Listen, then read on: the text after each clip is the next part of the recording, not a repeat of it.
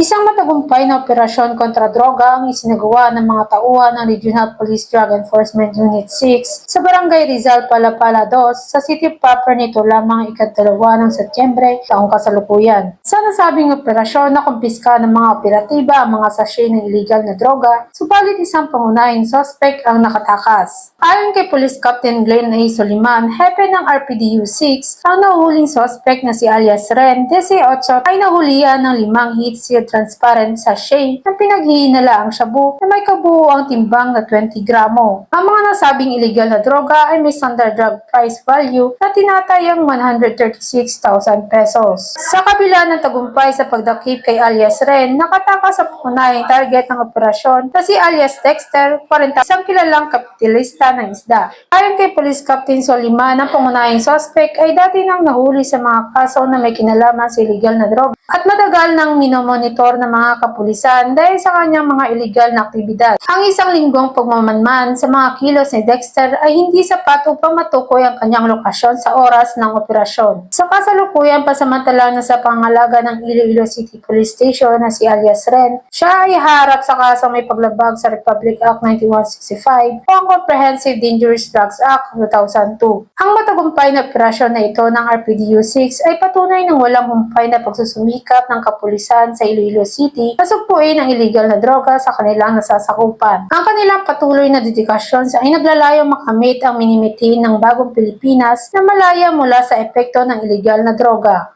Mula dito sa Police Regional Office 6, ako ang inyong Police News Network Correspondent, Patrolwoman Reza Valencia, alagad ng batas, tagataguyod ng Balitang Pulis.